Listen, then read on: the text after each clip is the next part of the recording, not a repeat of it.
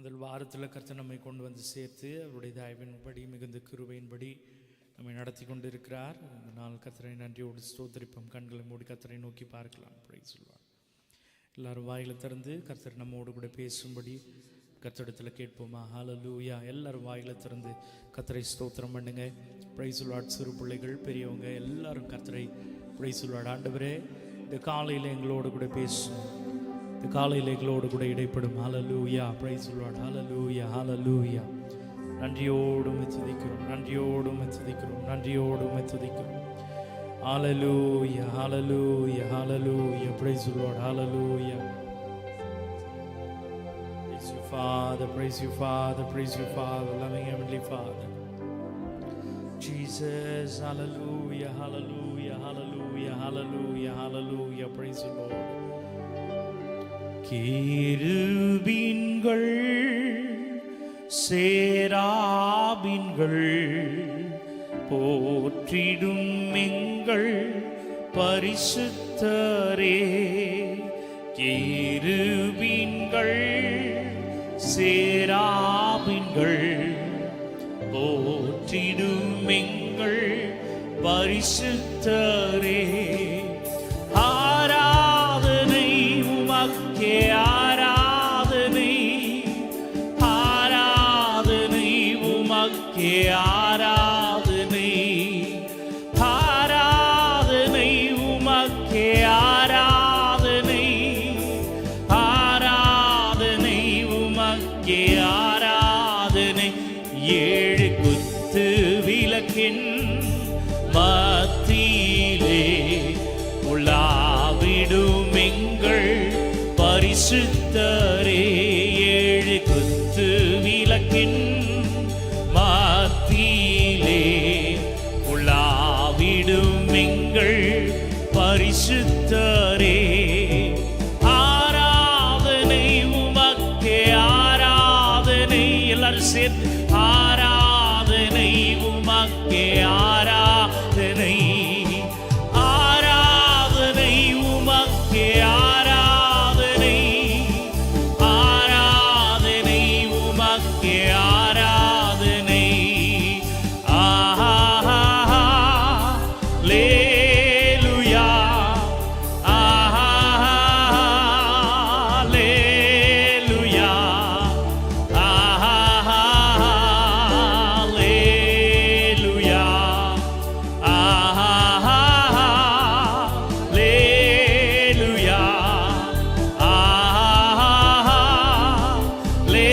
Hallelujah,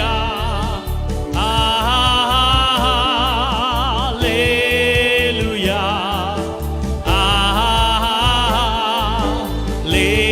hallelujah, hallelujah.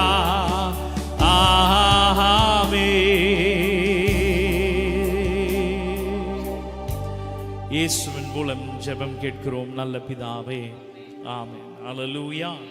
Praise the Lord. கர்த்தர் நல்லவர், அவர் கிருபை என்றும் உள்ளது. ஹல்லேலூயா. Praise the Lord. பக்கத்தில் இருக்கிற ஒரு 2 பேர் ஆகிலும் கை கொடுத்து சொல்லுங்க, இன்றைக்கு கர்த்தருடைய சமூகத்தில் உங்களை பார்க்கறதுல ரொம்ப சந்தோஷம்னு சொல்லுங்க. Praise the Lord. ஹல்லேலூயா. கர்த்தர் நல்லவர். Praise the Lord. கர்த்தர் நல்லவர். Praise the Lord. மெய்யாகவே மெய்யாகவே 9ஆம் மாதம் அப்படின்னு சொல்லும் பொழுது 8 மாதங்களை அவ்வளவு வேகமா கர்த்தர் கடக்க பண்ணியிருக்கிறார் அப்படின்னு நினைக்கும் பொழுது ஆச்சரியமா இருக்கிறது. ஹல்லேலூயா.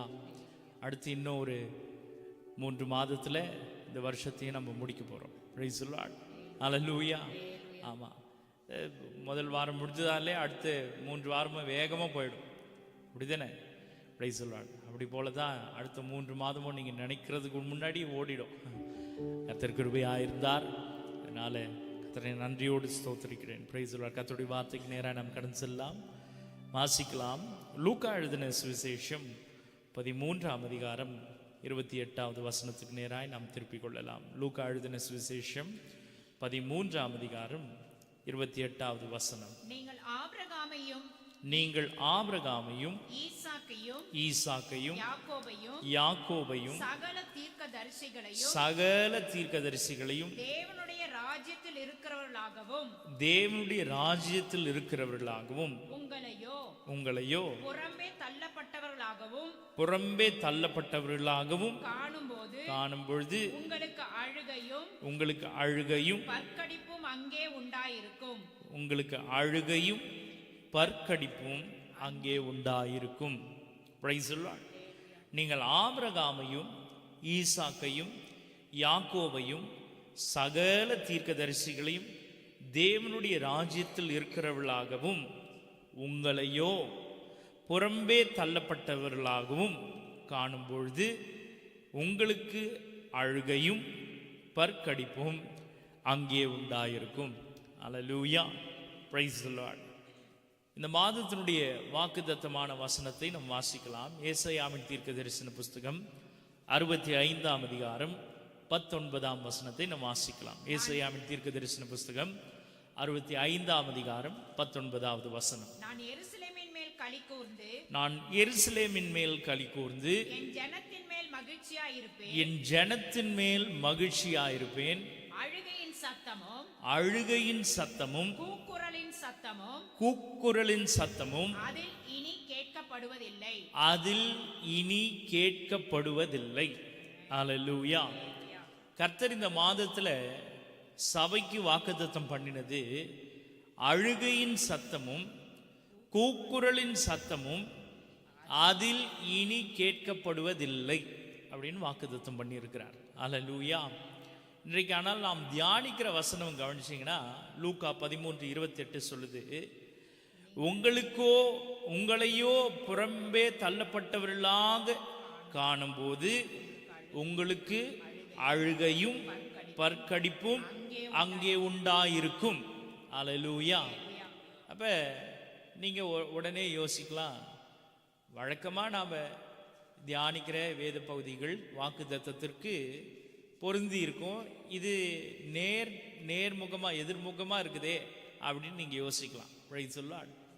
அப்ப கர்த்தர் இந்த காலையில நம்மோடு கூட பேச சித்தமா இருக்கிற நம்முடைய வார்த்தையை நமக்கு விளக்கி காட்டுவாராக. அல்லேலூயா.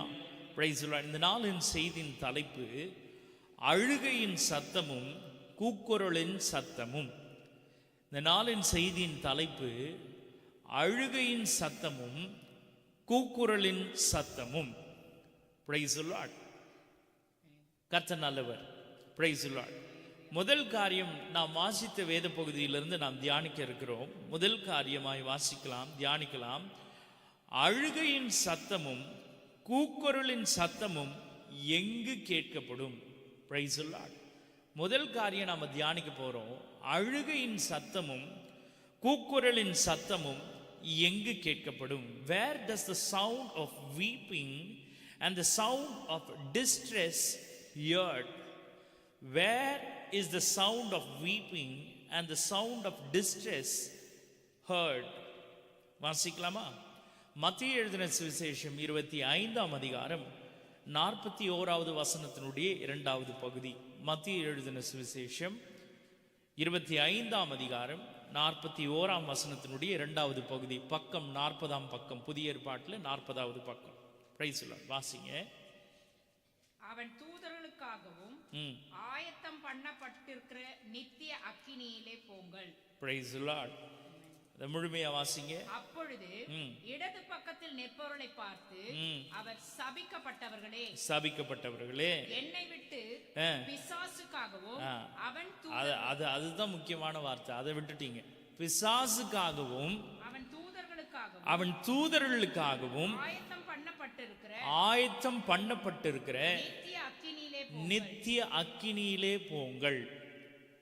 நான் உங்களை வாசிக்கும்படி கேட்டுக்கொண்ட பகுதி மத்தேயு 25:41 2வது பகுதி. அதில் வேதம் தெளிவாய் சொல்லுகிறது, பிசாசுக்காகவும் அவன் தூதர்களுக்காகவும் ஆயத்தம் பண்ணப்பட்டிருக்கிற நித்திய அக்கினியிலே போங்கள். Price the Lord.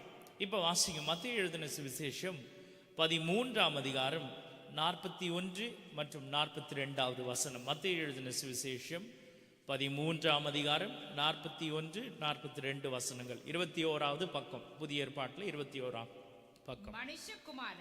மனுஷகுமாரன் தம்முடைய தூதர்களை அனுப்புவார். அவர்கள் அவருடைய ராஜ்யத்தில் இருக்கிற சகல இடரல்களையும் அக்கிரமம் செய்கிறவர்களையும் சேர்த்து அவர்களை அக்கினி சூளையிலே போடுவார்கள். எங்கன்னா அங்கே அழுகையும் பற்கடிப்பும் உண்டாயிருக்கும். வேதம் நமக்கு தெளிவா ரொம்ப மிகவும் அழகா மிகவும் ரொம்ப நம்ம அறிந்து கொண்டு புரிந்து கொள்ளுகிற வகையில் நமக்கு வேதம் நமக்கு இந்த பகுதியை சுட்டி காட்டுது. என்ன சுட்டி காட்டுது என்றால் 42வது வசனம், அவர்களை அக்கினி சூளையிலே போடுவார்கள் அங்கே அப்படின்னு போட்டிருக்கு. இந்த ஏசி மட்டும் கொஞ்சம் பின்னாடி ஆஃப், பின்னாடி ஏசி ஆஃப். கர்த்தர் நல்லவர். 42வது வசனம் மிகவும் தெளிவா சொல்லுது, அவர்களை அக்கினி சூளையிலே போடுவார்கள் அங்கே அழுகையும் பற்கடிப்பும் உண்டாயிருக்கும். இப்ப நீங்க மத்தேயு 25:41 கொஞ்சம் முன்னாடி நம்ம வாசிச்சோம், பிசாசுக்காகவும் அவன் தூதர்களுக்காகவும் ஆயத்தம் பண்ணப்பட்ட நித்திய அக்கினி அப்படின்னு போடப்பட்டிருக்கிறது. அப்ப நித்திய அக்கினி எங்க இருக்குது அப்படின்னா, பிசாசுக்காகவும் அவன் தூதர்களுக்காகவும் ஆயத்தம் பண்ணப்பட்ட அந்த இடத்துல என்ன இருக்குதுன்னா, இடைவிடாமல் எரிந்து கொண்டிருக்கிற அக்கினி இருக்குதுன்னு நாம் தெரிஞ்சுக்கணும். அப்படிதானே? இந்த 25:41 படி என்ன வேதம் நமக்கு தெளிவா கற்றுக் கொடுக்குதுன்னா, நித்திய அக்கினி எங்க இருக்குதுன்னா, பிசாசுக்காகவும் அவன் தூதர்களுக்காகவும் ஆயத்தம் பண்ணப்பட்ட அந்த இடத்துல தான் எது இருக்குது? நித்திய அக்கினி இருக்குது. இப்ப எல்லாருக்கும் தெளிவு உண்டாயிருக்கு. சரிங்களா? இப்ப 13:42 படி வேதம் சொல்லுது, அவர்களை அக்கினி சூளையிலே போடுவார்கள் அங்கே அழுகையும் பற்கடிப்பும் உண்டாயிருக்கும். அப்ப நாம நல்லா தெரிஞ்சுக்கணும், எங்க அழுகையும் பற்கடிப்பும் உண்டாயிருக்கும் அப்படின்னா, நித்திய காலமாய் எரிந்து கொண்டு இருக்க போகிற இன்னொரு பிசாசுக்கென்றும் அவனுடைய தூதர்களுக்கென்றும் ஆயத்தம் பண்ணப்பட்டிருக்கிற அந்த இடத்துல தான் எது இருக்கும்னா, அழுகையும் பற்கடிப்பும் இருக்கும். Price the Lord. உதாரணத்துக்கு நான் சொல்வேன் என்றால், இந்த காலையில் நாம் நம்முடைய பிள்ளைகள் நாம் எல்லாரும் நம்ம வளர்த்துருக்குறோம். உங்கள் பிள்ளைங்க உங்களுக்கு இருக்கிறாங்க. இங்கே என்ன செய்வோம்? பிள்ளைங்க அழும்பொழுது ஓயாமல் அழுதுகிட்டே இருந்தால் நாம் என்ன சொல்லுவோம்? அழறத கொஞ்சம் நிறுத்து. ஒரு பிள்ளை அழுதுகிட்டே இருக்குதுன்னா, அழுகிற சத்தம் கேட்டால் நமக்கு எப்படி இருக்குது? எப்படி இருக்குது? கொஞ்சம் டீசெண்டாக சொல்லலாம். எரிச்சலாக இருக்குதுன்னு சொல்லாமல் கொஞ்சம் அர்க்களிப்பாக இருக்குது, கொஞ்சம் கஷ்டமாக இருக்குது, கொஞ்சம் வேதனையாக இருக்குது அப்படி சொல்லலாம்.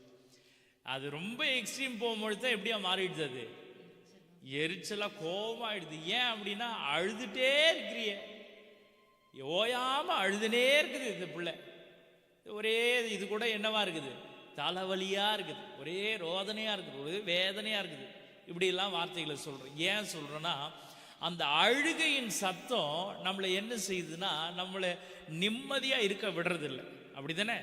அழுகையின் சத்தம் யாருக்குன்னு பிடிக்குமா? அழுகிறது யாருக்கு பிடிக்குங்க? யாருக்குன்னு பிடிக்குமா? இங்கே இருக்கிறது அழுகிறதுன்னா எனக்கு ரொம்ப பிடிக்கும் அப்படின்னு யாருன்னா சொல்வீங்களா? தினைக்கும் 1 மணி நேரமாச்சு கம்பல்சரி நான் அழுதுருவேன். முட்டி போட்டு அழுவேன், சில நேரத்தில் புரண்டு அழுவேன், சில நேரத்தில் குளிச்சு அழுவேன். யாருன்னா சொல்கிறோமா? யாரும் சொல்கிறது கிடையாது. எல்லாரும் அழுகன்னாலே என்ன மாதிரி ஆளாக இருந்தால் சோகமான பாட்டே நான் கேட்க மாட்டேன். ஏன்னா எனக்கு அது விருப்பமே இருக்காது. ஏன் அப்படின்னா, அது ஏன் இவ்வளவு சோகம்? கர்த்தர் நம்மளை எவ்வளோ சந்தோஷமாக வச்சுருக்கிறாரு அப்படின்றது. அதனால் பாஸ்டர் சோகமான பாட்டே கேட்க மாட்டார் அப்படின்லாம் யோசிக்காதீங்க. அதனால் நாம் ஏன் அப்படி இருக்கிறோன்னா, நமக்கு எது தான் எல்லாருக்கும் இந்த பூமியில் இருக்கிற அநேகருக்கு, ஏன் எல்லாருக்கும் பூமி அனைத்து உள்ள ஜனங்களுக்கு எது தான் பிடிச்சிருக்குன்னா, சந்தோஷமாக இருக்கணும், மகிழ்ச்சியாக இருக்கணும், மகிழ்ச்சியின் சத்தம் இருக்கணும், களிக்கூறலின் சத்தம் இருக்கணும். இதுதான் எல்லாருக்கும் விருப்பம். அப்ப இந்த விருப்பம்ன்றது தவறு கிடையாது. ஏன் தவறு கிடையாதுன்னா, இந்த பூமியில அழுகைக்கும் பற்கடிப்புக்கும் கூக்குரலின் சத்தத்திற்கும் ஒரு இடம் நியமிக்கப்பட்டிருக்குது. அந்த இடத்துக்கு போகிறதற்குரிய ஆட்களும் நியமிக்கப்பட்டிருக்கிறாங்க. ஆனால் இன்றைக்கு அந்த இடத்துக்கு போறவங்க மாத்திரம் அழுகுறாங்களான்னு கேட்டா அப்படி இல்லை. அவரை அறிந்தவர்களும் இன்றைக்கு எப்படி தான் இருக்கிறாங்கன்னா அழுதுகிட்டும் புலம்பிக்கிட்டும் கூக்குரலிட்டு தான் இருக்கிறாங்க. அப்படிதானே? இப்ப வேதம் என்ன சொல்லுது? வேதம் எனக்கு என்ன சொல்லி கொடுத்துருக்குன்னா 25:41 படி பிசாசுக்கும் அவன் தூதர்களுக்கும் ஆயத்தம் பண்ண, அது அவங்களுக்கு it is made ready for them, it is not for us. Us என்று சொல்லும் பொழுது எந்த மனுஷனும் இப்படி துக்கப்படணும், துயரப்படணும், வேதனைப்படணும், அழுவணும். கர்த்தர் உண்டாக்கும் பொழுது யாரையும் எப்படி உண்டாக்கல, நீ அழுதுட்டே இருப்பா அப்படின்னு ஆண்டவர் உருவாக்கல. நீ துக்கமாவே இருப்பா, எப்பவுமே அழுமுஞ்சியாவே இருப்பா, அப்படி யாரையும் கர்த்தர் உண்டாக்கல. கர்த்தர் உண்டாக்கும் பொழுது அவர் திருப்தியா, சந்தோஷமா, மகிழ்ச்சியா நீங்க பழுகி பெருகி ஆண்டு கொள்ளுங்க, நீங்க அனுபவிங்க, அப்படிதான் கர்த்தர் ஆசீர்வதிச்சார். ஆனா இன்றைக்கு நம்ம ஒவ்வொருத்தருக்குள்ளேயும் ஏதாவது ஒரு இடத்துல நம்முடைய வாழ்க்கையினுடைய பயணத்துல ஏதாவது ஒரு காரணத்தினால, ஏதாவது ஒரு சம்பவத்தினால, ஏதாவது ஒரு காரியத்தினால நமக்கு என்ன வந்துருச்சுன்னா துக்கம் வந்துருச்சு, அழுக வந்துருச்சு, போராட்டம் வந்துருச்சு, கவலை வந்துருச்சு, கூக்குரல் சத்தம் வந்துருச்சு. ஆனா இது யாருக்கென்று நியமிக்கப்படலைன்னா உங்களுக்காகவும் எனக்காகவும் அந்த இடம் நியமிக்கப்படல. அல்லேலூயா, பிரைஸ் தி லார்ட். நம்ம அழுதுட்டே இருக்கணும் அல்லது சோகமாவே இருக்கணும், துக்கமாவே இருக்கணும்ன்றது கர்த்தருடைய விருப்பம் இல்லை. Price the Lord. ஆனா இன்றைக்கு நாம தான் என்ன செய்துட்டு இருக்கிறோம்னா மற்ற எல்லா ஜனத்தை காட்டிலும் அதிகமா அழுகிறது யார் தான்? நாம தான். எது கேட்டாலும் அழுவது. இப்போ வேதம் இன்றைக்கு கர்த்தர் இந்த மாதத்தில் தம்முடைய தாசனை கொண்டு இன்றைக்கு கர்த்தர் நம்முடைய சபைக்கு இந்த மாதத்தில் கொடுத்திருக்கிற வாக்குத்தத்தம் என்னன்னா, அந்த வாக்குத்தத்தமான வசனத்தை மறுபடியும் வாசிங்க. ஃபார் யுவர் கிளாரிட்டி 65:19 வாசிங்க. நான் எருசலேமின் மேல் களி கூர்ந்து என் ஜனத்தின் மேல் மகிழ்ச்சியா இருப்பேன். அழுகையின் சத்தமும் கூக்குரலின் சத்தமும் அதில் இனி கேட்கப்படுவதில்லை. ஹல்லேலூயா. அப்ப மேல இருக்கிற 2 வார்த்தை என்ன போட்டிருக்குதுன்னா, எருசலேம் மகிழ்ச்சியாகவும் களி கூறவும், எருசலேம் களி கூர்ந்து ஜனம் மகிழ்ச்சியா இருக்குன்னு சொல்ல, அப்படி போட்டிருக்குதா? எருசலேம் களி கூர்ந்து ஜனம் மகிழ்ச்சியா இருக்கும்னு எதனா போட்டிருக்குதாங்க? இல்ல. வசனம் ரொம்ப தெளிவா கவனிச்சு வாசிங்க. வசனம் தெளிவா சொல்லுது, நான் என்றால் கர்த்தர் எருசலேம் மேல் களி கூர்ந்து அவருடைய ஜனத்தின் மேல அவர் மகிழ்ச்சியா இருப்பார். அவர் அப்படி இருக்கும் பொழுது அந்த தேசத்தின் மேல, அந்த பட்டணத்தின் மேல என்ன வரக்கூடாதுன்னு கர்த்தர் விரும்புறார்னா, அழுகையின் சத்தமோ கூக்குரலின் சத்தமோ அதுல இராம இருக்கும்படி அவர் செய்வார். ஹல்லேலூயா, பிரைஸ் தி லார்ட், ஹல்லேலூயா. இப்ப எந்த புள்ள அழுதுட்டே இருக்குதோ அந்த பிள்ளையை யாரும் தூக்கி அப்படியே அதை ரொம்ப சந்தோஷமா அதை எப்பவுமே வச்சுக்கணும்னு யாரும் விரும்ப மாட்டாங்க. அது எப்போ பார்த்தாலும் அழுதுனே இருக்குங்க, அது நம்மளுக்கு அதெல்லாம் பிடிக்காது அப்படின்வாங்க. இதே நல்ல சிரிச்சு விளையாடுற குழந்தை, நல்ல ஆக்டிவான இருக்கிற குழந்தையா பார்த்தோன்னா யாரா இருந்தாலும் என்ன செய்வோம், உடனே மகிழ்ச்சியா சந்தோஷமா அந்த பிள்ளைய வாங்கிக்கணும்னு ஆசைப்படுவோம். ஏன்னா அது சிரிப்பின் சத்தம் என்ன செய்யுது, நம்ம அப்படியே மகிழ்ச்சியாக. அப்ப ஆண்டவர் ஒரு பட்டணத்தின் மேல, ஆண்டவர் ஒரு தேசத்தின் மேல ஆண்டவர் சொல்றார், நான் அது மேல மகிழ்ச்சியா இருந்து அதனுடைய ஜனங்கள் மேல நான் என்ன செய்வேன்னா களி கூறுவேன். ஏன் அப்படின்னா அந்த தேசத்துல, அந்த பட்டணத்துல இனி என்ன கேட்காது அப்படின்னா அழுகையின் சத்தமும் கூக்குரலின் சத்தமும் இனி கேட்கப்படாது. அல்லேலூயா, பிரைஸ் தி லார்ட். கர்த்தர் நல்லவர். அப்ப இந்த காலையில முதலாவது நாம என்ன தெரிஞ்சுக்கணும்னா, இந்த மாதத்துல கர்த்தர் எனக்கு கொடுத்திருக்கிற வாக்குத்தத்தம் என்ன என்றால் இனி கேட்கப்படாது. அப்படின்னா முதலாவது இந்த அழுகை, இந்த கூக்குரலின் சத்தமும் யாருக்கு நியமிக்கப்பட்டதுன்றது எனக்கு தெரிஞ்சாதான் இனி எது கேட்டாலும் அழுகுறேன், எது கேட்டாலும் புலம்புறேன், எது கேட்டாலும் ஆண்டவர் நோக்கி கூக்குரலிடுறேன், ஆண்டவரே அழுகியே என் படுக்கை ஆயிடுச்சு, இந்த வார்த்தையெல்லாம் நம்ம என்ன செய்ய மாட்டோம்.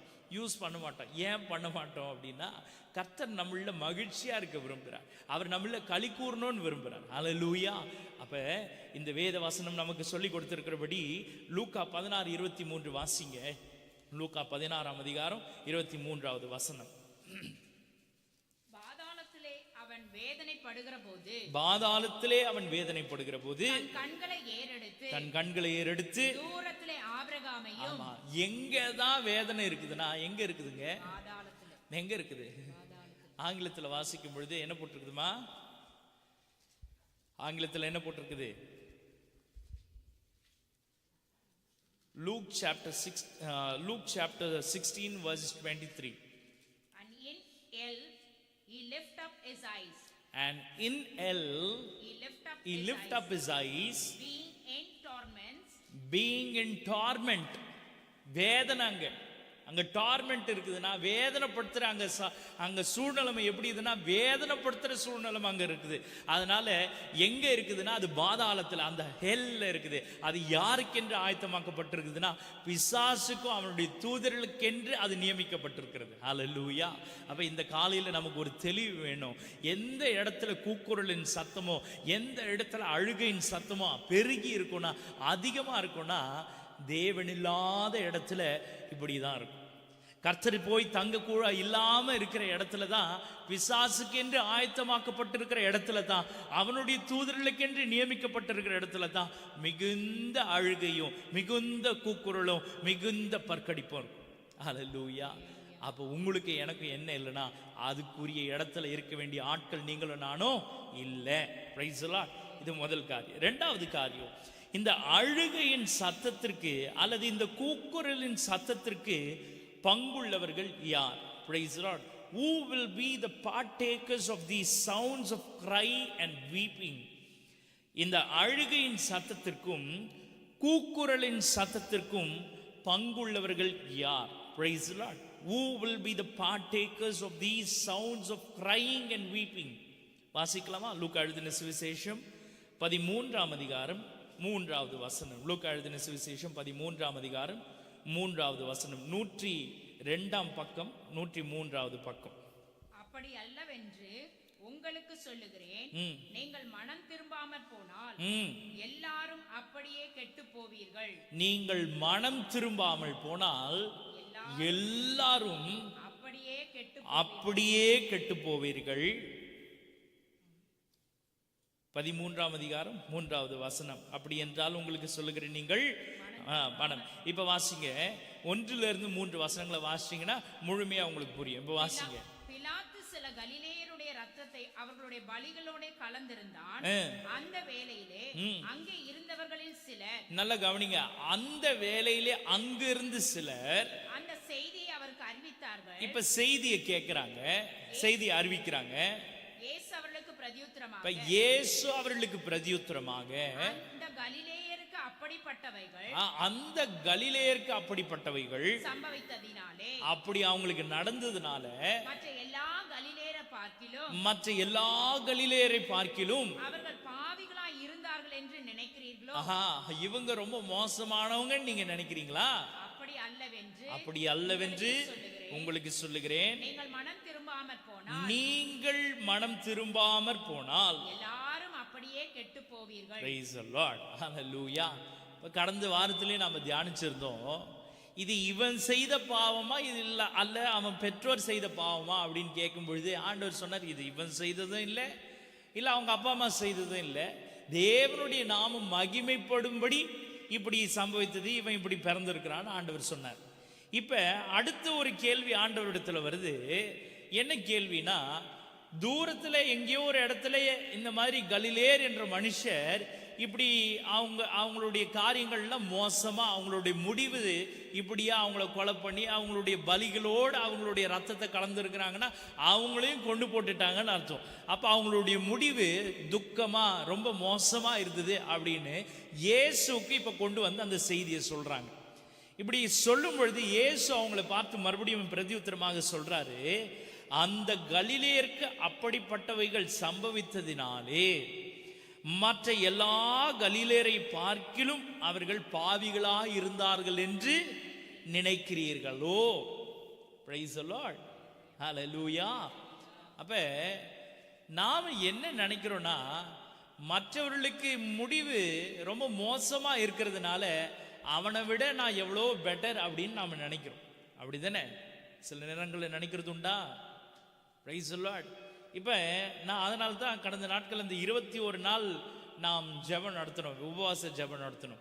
இப்போ அதனுடைய முகாந்திரமே காலத்தை நாம் பிரயோஜனப்படுத்தணும் அப்படின்னு நாம் அந்த அந்த செய்தி தலைப்பில் கர்த்தர் நம்மை நடத்தினார். அப்படியே நாம் 21 நாட்களும் நாம் கடைபிடித்தோம். அதற்கு முகாந்திரம் என்னன்னா, இன்றைக்கு நாம் நல்ல சுகபோகமான வாழ்க்கையை நாம் வாழ்ந்துட்டு இருக்கிறோம். நமக்கு எந்த விதமான கஷ்டமும் இல்லை, போராட்டம் இல்லை, கண்ணீர் இல்லை, கவலை இல்லை. ஆனால் நாம் இங்கு சுகமாய் தங்கி இருக்கிற காலங்களில் தேசத்துல அல்லது உலகத்தினுடைய இன்னொரு பக்கத்தில் ஜனங்கள் அழிந்து கொண்டு இருக்கிறாங்க.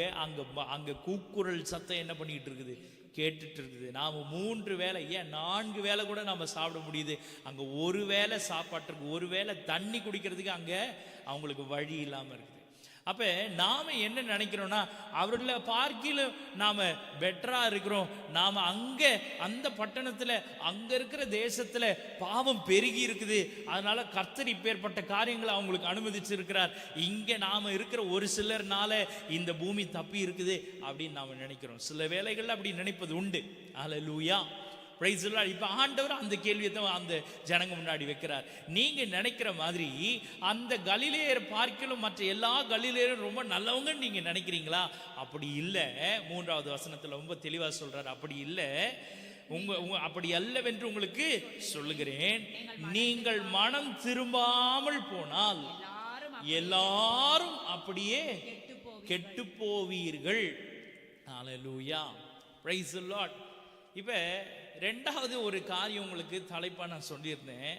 இந்த அழுகையின் சத்தத்திற்கும் கூக்குரலின் சத்தத்திற்கும் பங்குள்ளவர்கள் யார்? Who will be the partakers of these sounds of cry and weeping ன்னு சொல்லியிருந்தேன். அப்ப யார் இப்படி இந்த அழுகைக்கும் அல்லது கூக்குரலின் சத்தத்திற்கும் பங்குள்ளவர்களா பாத்திரமா மாறுவாங்க அப்படின்னா, யார் மனம் திரும்ப விரும்பாமல் இருக்கிறார்களோ அவர்களும் மற்றவர்களை போல. Price the Lord. இப்ப நாம மேல வாசிச்ச முதல் வசனத்துல கலிலேயருடைய ரத்தத்தை அவர்கள் பலிகளோட சேர்த்துட்டா அங்க ரொம்ப சந்தோஷம் இருக்குமா? அங்க ரொம்ப பெரிய நிம்மதி இருக்குமா? அங்க ரொம்ப களிப்பு இருக்குமா? நடனம் இருக்குமா? எதுவும் இருக்காது. அப்போ ஒருத்தரை கொண்டுட்டா அங்க என்ன இருக்குங்க? ஒருத்தரை கொண்டு போட்டாங்க, அங்க ஒரு கூட்ட ஜனத்தை அழிச்சிட்டாங்க, அங்க ஆட்டோமேட்டிக்கா என்ன இருக்கும்? அழுகதான் இருக்கும். அப்ப அந்த அழுகையின் சத்தம் அங்க தூரத்துல அங்க நடக்குது. நம்ம தப்பிச்சோம், நம்ம நீதிமானா இருக்கிறோம், நாம இப்படி இருக்கிறதுனால, நாம நல்ல ஆண்டவருக்கு பயந்து நடந்ததுனால அங்க பாவம் பெருகிடுச்சு. நம்ம அப்படி இல்லை, நாம கர்த்தருக்கு பயந்து நடந்ததுனால நம்ம தப்பிச்சிட்டோம் நாம நினைக்க கூடாது. நாமும் மனம் திரும்பாவிட்டால் அவர்களைப் போல நம்முடைய தேசத்திலையும் நம்முடைய பட்டணத்திலையும் நம்முடைய வாழ்க்கையிலையும், ஹல்லேலூயா, நம்முடைய குடும்பத்திலையும் எது வந்து சேர்ந்துரும் என்றால் அழுகையும் கூக்குரலின் சத்தமும் கேட்கப்படும். ஹல்லேலூயா. அப்ப யார் இந்த சத்தத்திற்கு உரியவர்களா மாறுவாங்க என்றால், நாம நினைக்கிறோம் பிசாசுக்கும் அவனுடைய தூதர்களுக்கும் ஆயத்தம் பண்ணப்பட்ட அந்த அக்கினி அவனுக்கு மாத்திரம்தான். கடைசி நாட்களில் கர்த்தரை ஏற்றுக்கொண்ட நம்ம எல்லாரையும் கர்த்தர் என்ன செய்திருவாரு? பரலோகத்தில் கொண்டு போய் சேர்த்துருவாருன்னு மாத்திரம் என்ன செய்திடக்கூடாது? தப்பு கணக்கு போட்டக்கூடாது. வேதம் நமக்கு, இயேசு நமக்கு தெளிவா சொல்லியிருக்கிறார், நீங்கள் மனம் திரும்பாவிட்டால், பிரைஸ் தி லார்ட், நீங்கள் மனம் திரும்பாமற் போனால் எல்லாரும் அப்படியே கெட்டு போவீர்கள். ஹல்லேலூயா, ஹல்லேலூயா. அப்ப அந்த அழுகையின் சத்தமும் கூக்குரலின் சத்தமும் நமக்கு உண்டானது இல்லை. அது ரொம்ப உண்மை. It is very true. இது நமக்காக ஆயத்தம் பண்ணப்பட்ட இடமும் இல்லை, நமக்கு உரியதும் இல்லை. அது ரொம்ப உண்மை. அது ஆயத்தம் பண்ணப்பட்டதே பிசாசுக்கும் அவனுடைய தூதர்களுக்கு தான். ஆனா எப்ப நாமும் அதுல போய் சேர்வோம் தெரியுங்களா? நாம் மனம் திரும்பாமல் போவோமே என்றால் நாமும் அவர்களை போல கெட்டு போய் அந்த நித்திய அக்கினியில போய் சேர்கிறதற்கு பங்குள்ளவர்களாய் மாறிவிடுவோம். ஹல்லேலூயா. இப்ப வாசிங்க, அதே லூக்கா எழுதின சுவிசேஷம் 13ஆம் அதிகாரம் 34வது வசனத்தை வாசிங்க. எருசலேமே, எருசலேமே, தீர்க்கதரிசிகளை கொலை செய்து உன்னிடத்தில் அனுப்பப்பட்டவர்களை கல்லெறிகிறவர்களே கோழி தன் குஞ்சுகளை தன் சிறகுகளின் கீழே கூட்டி சேர்த்து கொள்ளும் வண்ணமாக எத்தனை தரமோ நான் எத்தனை தரமோ உன் பிள்ளைகளை கூட்டி சேர்த்துக்கொள்ள உன் பிள்ளைகளை நான் என்ன செய்தேன்? கூட்டி சேர்த்துக்கொள்ள மனதா இருந்தேன். உங்களுக்கோ மனதில்லாமற் போயிற்று. இப்ப மறுபடியும் வாசிங்க ஏசாயாவின் தீர்க்கதரிசன புஸ்தகம் 65:19 வாசிங்க. நான் எருசலேமின் மேல் களி கூர்ந்து என் ஜனத்தின் மேல் மகிழ்ச்சியா இருப்பேன். அழுகையின் சத்தமோ கூக்குரலின் சத்தமோ அதில் இனி கேட்கப்படுவதில்லை. எங்க சொன்னாரு? ஏசாயா தீர்க்க தரிசன புஸ்தகத்துல சொன்னார். இப்ப சொன்ன அதே ஆண்டவர் அவருடைய குமாரனாகி இயேசு கிறிஸ்து இப்ப வந்து சொல்லும் பொழுது சொல்றாரு. லூக்கா எழுதின சுவிசேஷம் 13ஆம் அதிகாரம் 34வது வசனத்துல வாசிக்கிறோம். எருசலேமே எருசலேமே, தீர்க்கதரிசிகளை கொலை செய்து உன்னிடத்தில் அனுப்பப்பட்டவர்களை கல்லெறிகிறவளே, கோழி தன் குஞ்சுகளை தன் சிறகுகளின் கீழே கூட்டி சேர்த்து கொள்ளும் வண்ணமாக நான் எத்தனை தரமோ உன் பிள்ளைகளை கூட்டி சேர்த்து கொள்ள மனதாயிருந்தேன். உங்களுக்கோ praise the Lord. அது என்ன வாசங்க? அது அங்க அந்த நித்திய அக்கினியானது சாத்தானுக்கும் அவனுடைய தூதர்களுக்கு ஆயத்தம் பண்ணப்பட்டது உண்மைதான். praise the Lord. கர்த்தர் எருசலேம் மேல மகிழ்ச்சியாயும் களி கூறுதலாயும் இருக்கிறது உண்மைதான். praise the Lord. அதுல இனி கண்ணீரும் அழுகையின் சத்தமும் கூக்குரலின் சத்தமும் கேட்கப்படாதுன்னு சொன்னது உண்மைதான். ஆனா எப்போ அது வந்து இப்படி வேற விதமா மாறிச்சு அப்படின்னா, அவர்கள் மனம் திரும்ப தங்களை ஒப்பு கொடுக்காதது நிமித்தமாய் ஆண்டவர் தெளிவா சொல்றார். கோழி தன் குஞ்சுகளை ஒவ்வொரு முறையும் கூட்டி சேர்க்க பிரயாசப்பட்டதை போல நான் எத்தனை தரமோ எத்தனை முறையோ நான் எத்தனை தரமோ உன் பிள்ளைகளை கூட்டி சேர்த்துக் கொள்ள மனதா இருந்தேன். கர்த்தர் மனதா இருக்கிறார். ஆனா எருசலேமோ என்ன செய்யலனா அதுக்கு இடம் கொடுக்கல. praise the Lord. இன்றைக்கு எங்கேயோ நடக்குது, எங்கேயோ சம்பவிக்குது, தூரத்துல இருக்குதுன்னு சொல்ற அந்த விஷயங்கள் அடுத்த நாள், அடுத்த நிமிஷம், அடுத்த நொடி நம் பக்கம் திரும்புகிறதற்கு ரொம்ப நேரம் ஆகாதுங்க.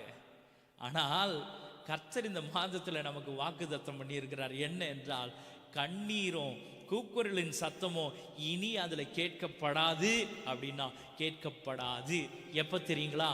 மனம் திரும்ப எத்தனை பேர் வாஞ்சையா இருக்கிறாங்களோ, எத்தனை பட்டணங்கள் வாஞ்சையா இருக்கிறதோ, எத்தனை குடும்பங்கள் வாஞ்சையா இருக்கிறதோ, எத்தனை தனிநபர் வாஞ்சையா இருக்கிறாங்களோ, அப்பொழுது அவர்கள் வாழ்க்கையில் இருக்கிற கண்ணீரும் praise the Lord கூக்குரலின் சத்தமோ நிச்சயமாய் கேட்கப்படவே படாது என்பதில் சந்தேகம் இல்லை. ஹalleluya. கர்த்தர் அவர்கள் மகிழ்ச்சியா இருப்பார். கர்த்தர் அவர்கள் தம்முடைய ஜனத்தின் மேல களி கூறுவார். ஹalleluya. ஹalleluya. praise the Lord. மூன்றாவது காரியம், யார் மனம் திரும்ப வேண்டும், எதற்கு மனம் திரும்ப வேண்டும்? who should repent and why should they repent? praise the Lord. யார் மனம் திரும்ப வேண்டும், எதற்கு மனம் திரும்ப வேண்டும்? who should repent and why should they repent? இப்ப நாம வாசிச்சோம், மனம் திரும்பணும் அப்படின்னு வாசிட்டோம். எருசலேம் மனம் திரும்ப அல்லது மனம் மாற அல்லது ஆண்டவர் சொல்லுகிறபடி அவர் மனதா இருந்ததை போல எருசலேம் மனதா இல்லை அப்படின்ட்டு யாருக்கோ சொல்ற மாதிரி நாம் வாசிட்டோம். ஆனா யார் மனம் திரும்பணும், யார் கர்த்தரிடத்துல சேரணும் அப்படின்றதுக்கு இன்றைக்கு ஒரு 5 பேரை நம்ம பார்க்க போகிறோம். வேகமாய் நாம் வாசிக்கலாம். மத்தேயு எழுதின சுவிசேஷம் 25ஆம் அதிகாரம் 14வது வசனத்தை வாசிக்கலாம். 39ஆம் பக்கம், புதிய ஏற்பாட்டின் புஸ்தகத்தில் 39ஆம் பக்கம், மத்தேயு எழுதின சுவிசேஷம் 25ஆம் அதிகாரம் 14வது வசனம். அன்றியும் பிரதேசத்துக்கு பிரயாணமாய் போகிற ஒரு மனுஷன் தன் ஊழியக்காரரை அழைத்து தன் ஆஸ்திகளை அவர்கள் வசமாய் ஒப்பு கொடுத்தது போல இருக்கிறது. அவனவனுடைய திறமைக்கு தக்கதாக ஒருவனிடத்தில் 5 தாலந்தும் ஒருவனிடத்தில் 2 தாலந்தும் ஒருவனிடத்தில் 1 தாலந்துமாக கொடுத்து உடனே பிரயாணப்பட்டு போனான். praise the Lord. அவனவனுடைய திறமைக்கு தக்கதாக திறமைக்கு தக்கதாக ஒரு பிரயாணப்பட்டு போனான். தொடர்ந்து வாசிங்க. 16. 5 தாலந்தை வாங்கினவன் போய் அவைகளை கொண்டு வியாபாரம் பண்ணி வேறு 5 தாலந்தை சம்பாதித்தான். அப்படியே 2 தாலந்தை வாங்கினவனும் வேறு 2 தாலந்தை சம்பாதித்தான். 1 தாலந்தை வாங்கினவனும் போய் நிலத்தை தோண்டி தன் எஜமானுடைய பணத்தை புதைத்து வைத்தான். வெகு காலம் ஆன பின்பு அந்த ஊழியக்காரனுடைய எஜமான் திரும்பி வந்து அவரிடத்துக்கு கணக்கு கேட்டான். இப்ப 24வது வசனத்தை வாசிங்க. 1 தாலந்தை வாங்கினவன் வந்து ஆண்டவனே, நீர் விதைக்காத இடத்தில் அறுக்கிறவரும் நீர் விதைக்காத இடத்தில் அறுக்கிறவரும் தெளிக்காத இடத்தில் சேர்க்கிறவருமான கடினமுள்ள மனுஷன் என்று அறிவேன். ஆகையால் நான் பயந்து போய் உமது தாளந்தை நிலத்தில் புதைத்து வைத்தேன். இதோ உம்முடையதை வாங்கிக் கொள்ளும் என்றான். அவனுடைய எஜமான் பிரதியுத்தரமாக, நல்ல கவனிங்க, அவனுடைய எஜமான் பிரதியுத்தரமாக, பொல்லாதவனும் சோம்பலுமான ஊழியக்காரனே, நான் விதைக்காத இடத்தில் அறுக்கிறவன் என்றும் தெளிக்காத இடத்தில் சேர்க்கிறவன் என்றும் அறிந்திருந்தாயே. அப்படியானால் என் பணத்தை காசுக்காரர் வசத்தில் போட்டு வைக்க வேண்டியதாய் இருந்தது. அப்பொழுது நான் வந்து என்னுடையதை வட்டியோடு வாங்கிக் கொள்வேனே என்று சொல்லி அவனிடத்தில் இருக்கிற தாளந்தை எடுத்து 10 தாளந்து உள்ளவனுக்கு கொடுங்கள். உள்ளவன் எவனோ அவனுக்கு கொடுக்கப்படும், பரிபூர்ணமும் அடைவான். இல்லாதவனிடத்திலிருந்து உள்ளதும் எடுத்துக்கொள்ளப்படும்.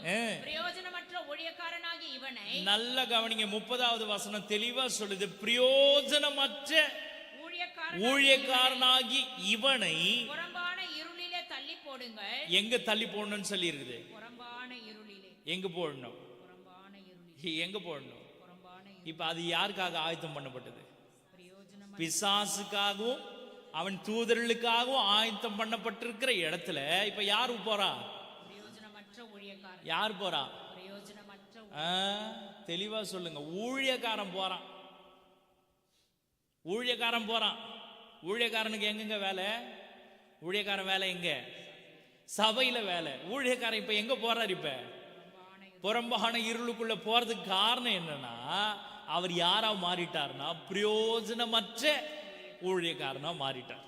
இப்ப பிரயோஜனமற்ற ஊழியக்காரனாகி இவனை புறம்பான இருளிலே தள்ளி போடுங்கள், அங்கே அழுகையும் பற்கடிப்பும் உண்டாயிருக்கும் என்றார். Praise the Lord. Hallelujah. அப்ப யாருங்க மனம் திரும்பணும்? இந்த காலையில ஒவ்வொரு ஊழியக்காரனும் ஒவ்வொரு தேவனுடைய பிள்ளையும் தான் என்ன அறிந்து உணர்ந்து மனம் திரும்ப வேண்டும் என்றால், கர்த்தர் என்னிடத்துல ஒப்புவித்ததை அவர் வரும் பொழுது அவர் என்ன எதிர்பார்த்திருக்கிறாரோ அப்படி நான் ஒப்புவிக்கணும். Praise the Lord. வேதம் தெளிவா சொல்லுது, 5 தாலந்து பெற்றவன் மறுபடியும் அவரிடத்துல கொடுக்கும் பொழுது எப்படி கொடுத்தான்? 10 தாலந்தா கொடுத்தான். 2 பெற்றவன் என்னவா கொடுத்தான்? 4 கொடுத்தான். 1 தாலந்து பெற்றவன் என்ன செய்தான் என்றால், அது அவர் இப்படிப்பட்டவர் என்று அறிந்து அவன் என்ன செய்யலன்னா, கொண்டு போய் வட்டிக்காரங்கிட்ட கொடுத்திருந்தா கூட நான் என்ன செய்திருப்பேன்னா, அதை பிரயோஜனம் உள்ளதான் நான் பெற்றிருப்பேன். அதுக்கு கூட நீ ஒன்றும் செய்யாம அதை வெறும் புதைச்சி வச்சு அப்ப என்ன செய்துட்டு இருந்த இத்தனை நாள்? வட்டிக்காரங்கிட்ட கொடுத்திருந்தாவாச்சு என்ன செய்யணும்? போய் என்ட்ரி போட்டிருக்கணும். பேங்க்ல போயிருந்தா என்ன பண்ணியிருக்கணும்? என்ன பண்ணணும்? போய் என்ட்ரி போடணும். மாசம் ஆனா என்ட்ரி போடணும். மாசம் ஆனா என்ன செய்யணும்? டிரான்சாக்ஷன் காட்டணும். இதெல்லாம் என்ன செய்திருக்கணும்? இந்த வேலையெல்லாம் எங்க நடந்திருக்கணும்? பேங்க்குக்கு போயிருந்தாவாச்சு இந்த வேலையாச்சும் நீ செய்திருப்ப. நீ நிலத்துல புதைச்சதுனால ஒரு வேலையும் செய்யலன்னு அர்த்தம். Praise the Lord. அப்ப நிலத்துல புதைச்சதுனால ஒரு வேலையும் செய்யாத பிரயோஜனமற்ற ஊழியக்காரனா நீ என்ன ஆயிட்ட? மாறிட்ட. நீ மாறிட்டதுனால இப்ப உனக்கு எந்த இடம் கிடையாதுன்னா, நீ எங்க போக வேண்டிய இடம் உனக்கு ஆயத்தமாக்கப்பட்டிருக்குதுன்னா, நீ மனம் திரும்பாததுனால praise the Lord, என்ன இடம் உனக்கு ஆயத்தமாக்கப்பட்டிருக்குன்னா, புறம்பான இருள்ல எங்க அழுகையும் பற்கடிப்பும் இருக்குதோ அந்த இடத்துக்கு நீ போக வேண்டிய சூழ்நிலைமை உனக்கு வந்தது. ஹல்லேலூயா. Praise the Lord. இப்ப 2வது ஆள் யார் மனம் திரும்பணும்? வாசிங்க. மத்தேயு எழுதின சுவிசேஷம் 22ஆம் அதிகாரம் 1-7 வசனங்கள் வாசிங்க. வேகமா வாசிக்க முடியுமா? மத்தேயு எழுதின சுவிசேஷம் 22ஆம் அதிகாரம் 1-7 வசனங்கள். இயேசு மறுபடியும் அவர்களோடு உமைகளாய் பேசி சொன்னது என்னவென்றால், பரலோக ராஜ்யம் தன் குமாரனுக்கு கல்யாணம் செய்த ஒரு ராஜாவுக்கு ஒப்பாயிருக்கிறது. அழைக்கப்பட்டவர்களை கல்யாணத்துக்கு வர சொல்லும்படி அவன் தன் ஊழியக்காரரை அனுப்பினான். அவர்களோ வர மனதில்லாதிருந்தார்கள். இப்ப யார் மனதில்ல? யாருக்கு மனம் இல்லை? அழைக்கப்பட்டவங்க, இன்வைட்டட் பீப்புள், கூப்பிட்டு இருக்கிறாங்க. வாங்க பிரதர், வாங்க சிஸ்டர், கண்டிப்பா என் பிள்ளை கல்யாணத்துக்கு என்ன பண்ணிடுங்க, கட்டாயம் வந்துருங்கன்னா.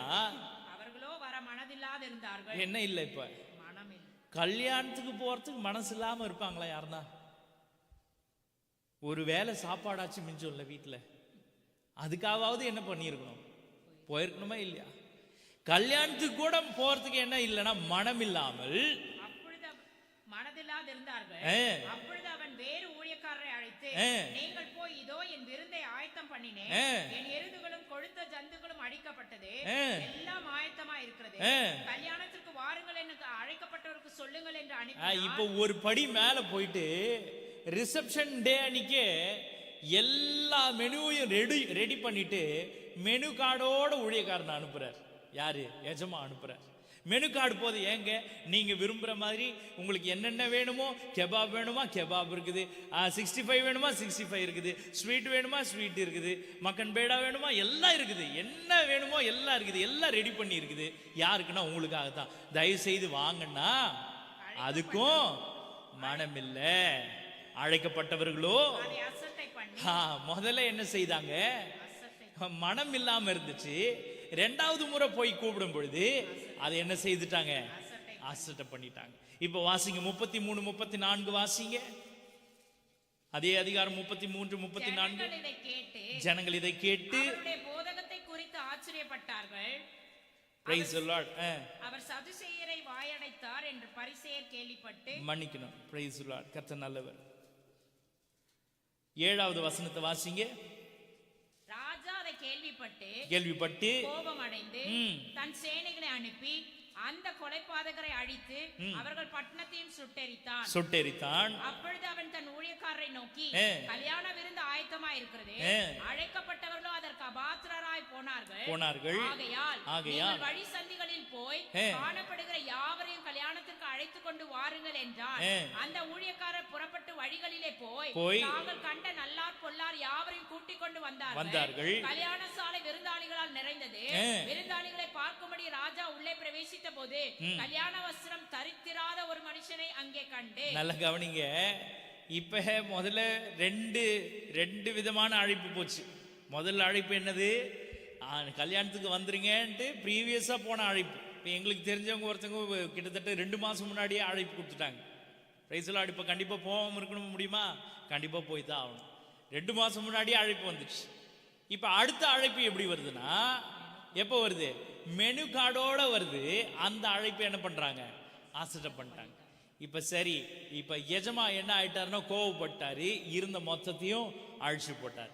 இப்ப அழிச்சு போட்டது இல்லாம யாரை அழைச்சி யாரை இன்வைட் பண்ணி அவங்க வராம போனாங்களோ, இப்ப அந்த சாப்பாடு அந்த விருந்து இப்ப it is open to all, எல்லாருக்கும் ஓபன் பண்ணி நீ போய் வீதிகள்ல சந்திகள்ல எங்கெல்லாம் இருக்கிறாங்களோ அங்கெல்லாம் இருந்து ஆட்களை கூட்டு வானோடனே இப்ப விருந்து சாலை போய் என்னவாயிடுச்சு, நிறைஞ்சு போயிடுச்சுங்களா? சரி, நிறைஞ்சு போனது இப்ப எஜமான் என்ன பண்ணிருக்கணும், சந்தோஷப்பட்டிருக்கணுமா பட்டிருக்கூடாதா? செய்த அம்புட்டும் வீணா போல யாரோ ஒருத்தர் சாப்பிட்றாங்கன்னு சந்தோஷப்பட்டிருக்கணுமா பட்டிருக்கூடாதா? பட்டிருக்கணும். மறுபடி அதான் நடந்திருக்கணும். ஆனா அது நடுவுல இங்க வேதம் சொல்லுது,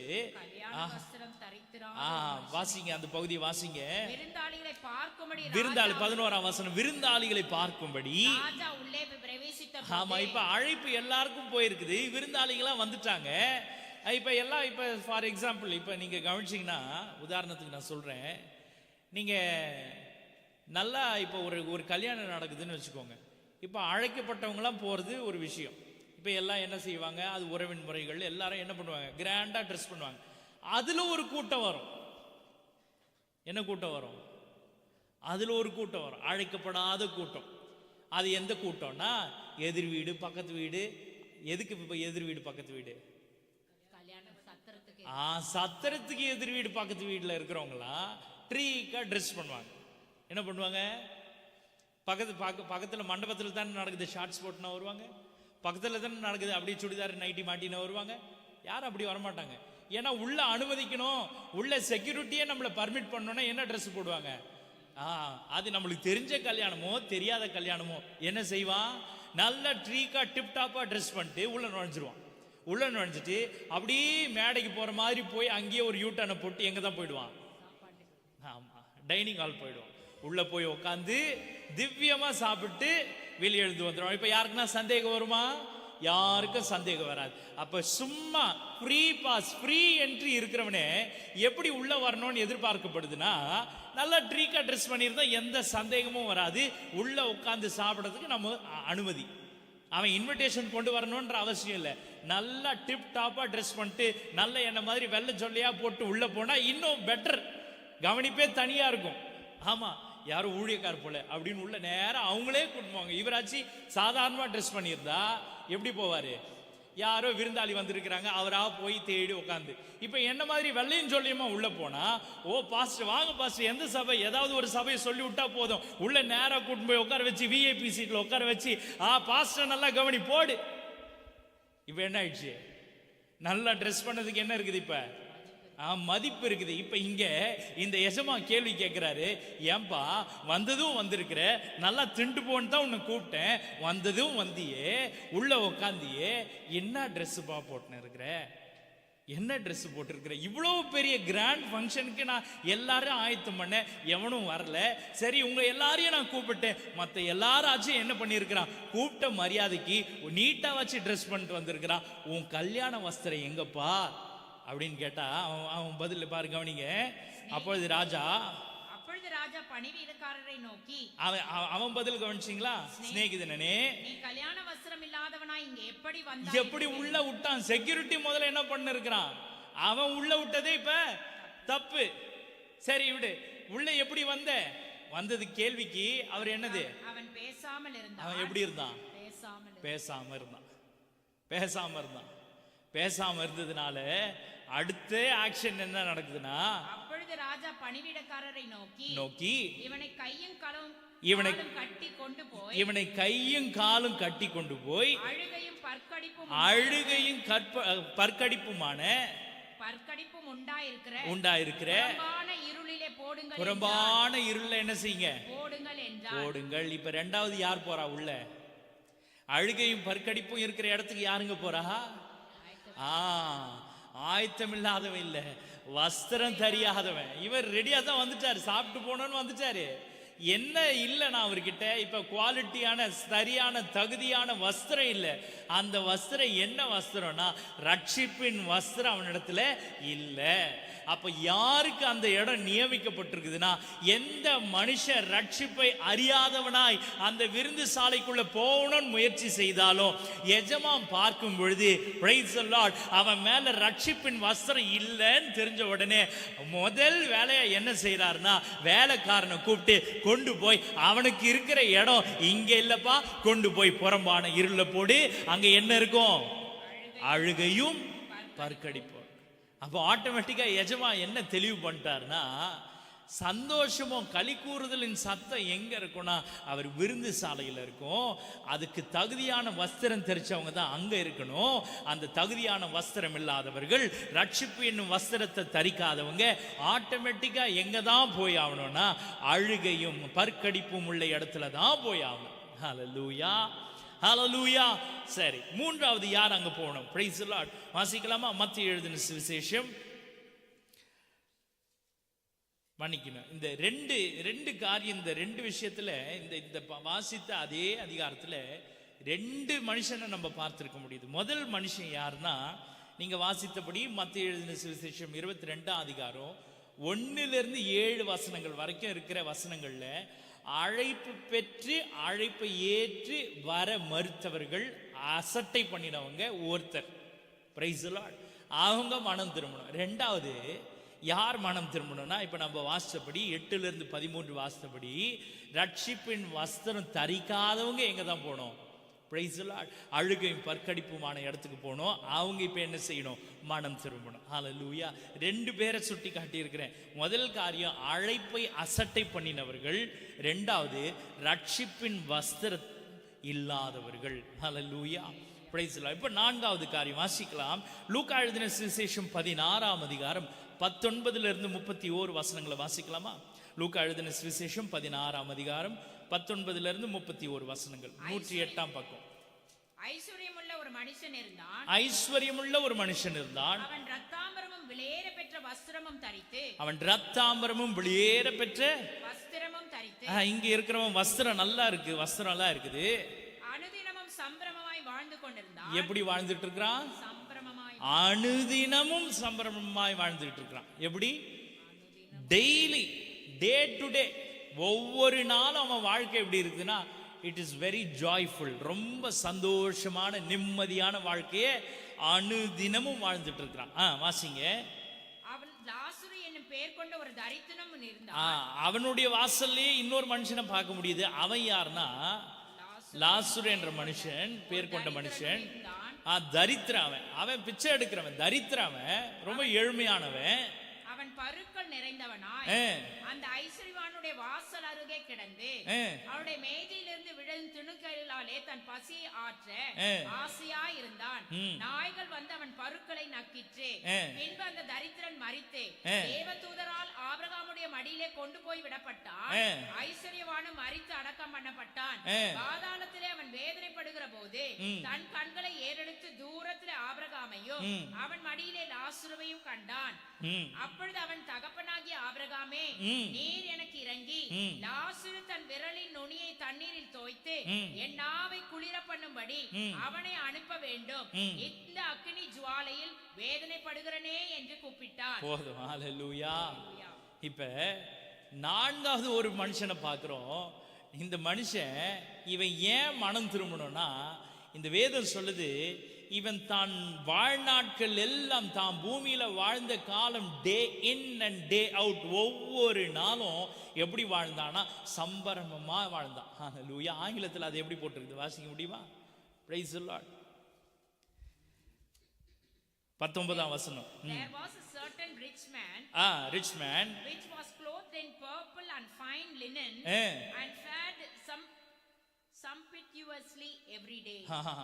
ஹல்லேலூயா. ரொம்ப கடினமான வார்த்தை. அதனால தான் ஊழியக்காரர் என்ன சொன்னார், இப்ப ஆங்கிலத்துல வேதத்தை படிங்க. அழகான அது. கடந்த நாட்களில் நாங்கள் ஒன்றா தான் உட்காந்து ஐயாவும் நானும் தான் அந்த இன்டர்வியூ நாங்கள் பார்த்தோம். அருமையான ஊழியக்காரர் ஆர் ஸ்டான்லி அப்படின்ற தேவ மனுஷர்.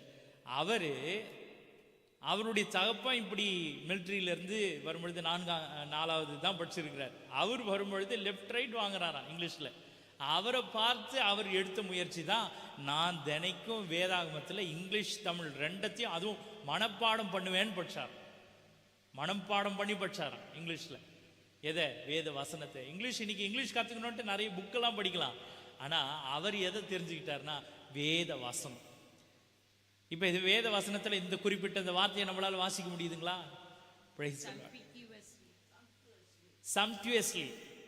சம்ப்டுயஸ்லி அப்படின்னா என்ன அர்த்தம்? ஒவ்வொரு நாளும் he had a very rich life. ரொம்ப சம்பரமமான வாழ்க்கை, நிம்மதியான வாழ்க்கை, ரொம்ப செழிப்பான வாழ்க்கை, அப்படிதான் சொல்லணும். அப்போ ஒவ்வொரு நாளும் டே இன் அண்ட் டே அவுட் ஒரு மனுஷனுக்கு எப்பேற்பட்ட வாழ்க்கை இருந்ததுன்னா செழிப்பான வாழ்க்கை. அவனுக்கு கஷ்டம்னா என்னன்னு தெரியல. ஆனா அவனுடைய வாசல்ல ஒரு மனுஷன் இருந்தான், ஒரு தரித்திரம் இருந்தான். அவனுடைய வாழ்க்கை எப்படி இருக்குதுன்னா, தினந்தோறும் அந்த எஜமா அந்த ஐஸ்வர்யவானுடைய மேஜையிலிருந்து விழுற அந்த துணிக்கைகளை அள்ளி தின்ற வகையில தான் அவன் வாழ்க்கை இருந்தது. Price the Lord. நிறையவ கொட்டுவார் கீழே. ஒரு நல்ல ஐஸ்வர்யவான் சாப்பிடும் பொழுது எப்படி சாப்பிடுவான்? நல்ல பணக்காரன் சாப்பிடும் பொழுது கீழே மேலே சிந்தி கிந்தியா சாப்பிடுவான். அவன் தட்டுல இருந்து ஒரு துணிக்க கீழே விழுந்ததுன்னா பெரிய விஷயமா இருக்கும். நீங்க நல்ல ஐஸ்வர்யவான்கள்லாம் அப்படி அவங்களுக்கு டேபிள் மேனர்ஸ்னா எப்படி இருக்கும், அந்த எட்டிக்வெட் இருக்கும். அவங்க அந்த ஸ்பூனை பிடிக்கிறது, அந்த ஃபோக்கை பிடிக்கிறதுமே அவ்வளோ ஸ்டைலா இருக்கும். அவன் எடுத்து சாப்பிட்றதுலேருந்து எங்க இருந்துங்க துணிக்க விழும்? அப்பேற்பட்டவன் அவன் மேஜையிலிருந்து விழுற துணிக்கைக்கு யார் ஆசைப்பட்டானா, இவன் இந்த ரொம்ப லாசரு ஆசைப்படுறான். Price the Lord. அப்போ நிச்சயமா அவனுக்கு பெரிய அளவில் நாம் எதிர்பார்க்கிற அளவில் அவனுக்கு என்ன கிடைச்சிருக்காது, சாப்பாடு ஒன்றும் கிடைச்சிருக்காது. போதா குறைக்கு அவன் சரீரத்திலையும் என்ன இருக்குதுன்னா பருக்கள் நிறைஞ்சு இருந்தது. வேதனையான ஒரு வாழ்க்கை, உடம்பு முழுக்க வேதனை இருக்குது. அதுவும் போதானதுன்னு அந்த பருக்களை நக்கி போடுறதுக்கு நாய்கள் அவனை சுற்றி இருந்தது. நேற்றைய தினத்தில் இந்த பக்கத்தில் இருக்கிற இந்த கார்கிட்ட நாங்கள் போகும்பொழுது கொஞ்ச நாட்களாகவே இங்கே நாய்கள் அதிகமாகிடுச்சு. இங்கே பார்த்தீங்கன்னா அந்த நம்ம கார் கீழேயே 3 நாய் இருக்கும். நீங்கள் எதேர்ச்சியாக அப்படி போனீங்கன்னா நம்மளை சுற்றிடும், அவ்வளோ நாய்ங்க இங்கே இருக்குது கீழே. அப்போ நம்ம அங்கே அந்த வழியாக போகிறதுக்கே நம்மளுக்கு எப்படி இருக்குதுன்னா பயமாக இருக்குதுங்கள.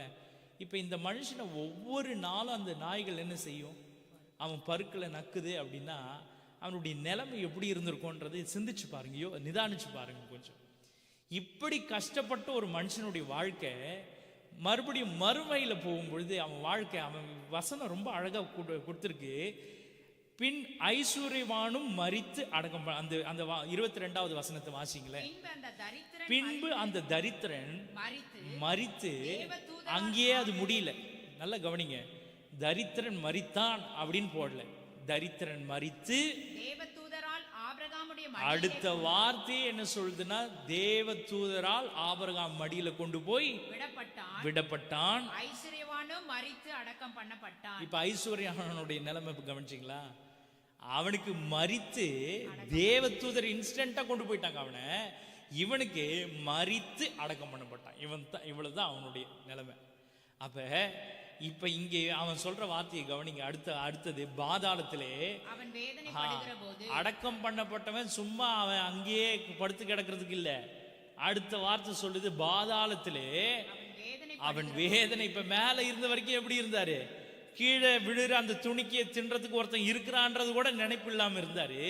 இப்ப என்ன நினைப்பு வந்துருச்சுன்னா, ஆபிரகாம் மடியில இங்கேயும் அங்கேயும் தூரம் இருக்குது, அங்க ஒரு பிளவு உண்டா இருக்குதுன்னு வசனம் சொல்லுது. வாசிக்க முடியுமா? Price the Lord. வாசிங்க 26வது வசனம் வாசிக்க முடியுமா? அதுவும் அல்லாமல் இடத்திலிருந்து உங்களிடத்திற்கு கடந்து போகவும், இங்க இருந்து அங்க வரதுக்கும், அவ்விடத்திலிருந்து எங்களிடத்திற்கு கடந்து வரவும், அங்க இருந்து இங்க வரதுக்கும் மனதுள்ளவர்களுக்கு கூடாதபடிக்கு, மனசு இருந்தாலும் நீங்க செய்ய முடியாது. அப்படி எங்களுக்கும் உங்களுக்கும் நடுவே, எங்களுக்கும் உங்களுக்கும் நடுவே பெரும் பிளவு உண்டா. பெரும் சாதாரண பிளவு கூட இல்ல, பெரும் பிளவு. நீங்க நினைச்சா கூட என்ன செய்ய முடியாது, இங்க இருந்து அங்கேயும் அங்க இருந்து இங்கேயும் தாவ முடியாது. இங்க வேதனையா இருக்குது, நாங்க போக முடியாது. அப்பேற்பட்ட பெரும் பிளவு இருக்குது. ஆனா உலகத்துல வாழ்ந்த பொழுது தான் கீழே விடுற துணிக்கிய தான் கீழே இருந்து பொறுக்கி தின்றதுக்கு ஒரு மனுஷன் இருக்கிறான்றத கூட என்ன செய்யலாம், நினைச்சு கூட பார்க்கலையே. இப்ப அவன் மேல அதே ஆள் மேலதான் இப்ப நினைப்பு வந்துருச்சு. எப்படி பெரும் பிளவு இருக்குது, பெரிய டிஸ்டன்ஸ் இருக்குது, ஆனா நினைப்பு எங்க போகுது, அவன் மேல போதே. இப்ப எங்க போகுது, கால் கீழே இருக்கிற ஒருத்தனை ஞாபகம் இல்லை. ஆனா இப்ப மாத்திரம் நான் என் மரிச்ச பிறகு, என்னுடைய சாவுக்கு பிறகு, என்னுடைய ஜீவன் என்னை விட்டு போன பிறகு நான் வேதனைப்படும் பொழுது, பாதாளத்தில் அந்த அழுகையும் பற்கடிப்பும் இருக்கிற இடத்துல போய் துக்கப்படும் பொழுது இப்ப என்ன நினைப்பு வருதுன்னா, ஐயோ அந்த மனுஷன் மேல அங்க இலைப்பாரிட்டு இருக்கிறானே. அவன் கேட்கிற விதத்தை கவனிங்க. அவன் விரல் நுனியில தான் கை நுனிய விரல் நுனிய நினைச்சு அதுல இருந்து ஒரு சொட்டு தண்ணி, ஏன்பா நீ சாப்பிடும் பொழுது ஒரு சின்ன துணிக்கிய கூட கீழே சிந்தாம சாப்பிட்டியே, இப்ப நீ என்ன எதிர்பார்க்கிற, விரல நினைச்சு எனக்கு கொடுக்கணும்னு எதிர்பார்க்கிறியே. அது எந்த இடத்துல இருந்து, உனக்கும் அவனுக்கும் பெரும் பிளவு இருக்கிற அந்த இடத்துல வந்து நீ அதை எதிர்பார்க்கிற. இவன் கீழேயே உட்காந்து சாப்பிட்டானே, உன் கீழே உட்கார்ந்து உன்னுடைய மேஜையிலிருந்து ஒரு துணிக்க விழுமான்னு எதிர்பார்த்து ஏங்கி ஏங்கி ஏங்கி செத்து போனானே, அவனுக்கு நீ என்ன செஞ்ச? உன் கண்ணெதிர்க்கத்தான் நீ போக்கும் வருவமா இருக்கும் பொழுதுதான், உன் கண்ணெதிர்க்கத்தான் அவன் பருக்கள் நிறைஞ்சவனா அந்த இடத்துல கஷ்டப்பட்டுட்டு இருந்தான், அவனுக்கு என்ன செஞ்ச? உன் கண்ணெதிர்க்கத்தான் அவனை சுற்றி நாய்கள் அவனை நக்கிட்டு இருந்ததே, அப்ப அந்த நாய்களை கூட துரத்தாம நீ என்ன செஞ்சுட்டு இருந்த? நீ என்ன செய்திருக்கணும்னா, இந்த பூமியில இருந்தப்பவே மனம் திரும்பி இருந்தா இன்னைக்கு நீ போய் அந்த அந்த பாதாளத்துல போய் பங்குள்ளவனா மாறத்துக்கு உனக்கு இடம் இருந்திருக்காதே. இன்றைக்கு நாமும் கூட எருசலேமும் கூட எப்படி மனம் திரும்பி இருந்தா கர்த்தர் அந்த அழுகையும் பற்கடிப்புமான இடத்திலிருந்து அதை விடுதலை ஆக்கியிருப்பார்னா, இந்த மனுஷனை போல கவனமே இல்லாம, கொஞ்சம் கூட சிந்தனையே இல்லாம தன் வாழ்க்கையை நல்ல நான் மாத்திரம் வாழ்ந்தா போதும் நிம்மதியா வாழ்ற ஒவ்வொருத்தரும் சிந்திக்கணும். கர்த்தர் நமக்கு நல்ல வேலையை கொடுத்திருக்கிறார், நல்ல தேவைகளை, நம்ம தேவைகள் எல்லாவற்றையும் சந்தித்திருக்கிறார், நமக்கு நல்ல ரட்சிப்பை கொடுத்திருக்கிறார், நமக்கு வேண்டி எல்லா விதமான ஆசீர்வாதங்களையும் கொடுத்திருக்கிறார். ஆனா நம்ம ஒரு காலமும் நம்ம பக்கத்து வீட்டுக்காரங்கிட்ட கூட நம்ம கர்த்தருடைய வார்த்தையை சொல்லாம இருக்கிறோம்னா, பிரைஸ் தி லார்ட், பெரும் பிளவு உண்டான பிறகு அவங்க அந்த இடத்துக்கு போயிட்ட பிறகு அவங்களால நாம கொஞ்சம் கை நுனிய நினைச்சு தண்ணீரை கேட்கறது அதை விட பெரிய அசிங்கம் நம்மளுக்கு இருக்காதுங்க. Price the Lord, price the Lord. இன்றைக்கு நாம நினைக்கிறோம் அவங்க எப்படின்னா அவங்க கிட்டலாம் யாருங்க பேசுறது, அவங்கள பேச முடியாது. நம்ம போய் பேசினாலே நம்மளை விரோதியாக தான் பார்ப்பாங்க. நம்ம போய் பார்த்தாலே, நம்ம போய் நின்னாலே நம்மள அப்படியே மூஞ்சி திருப்பின்னு தான் போட்டுமே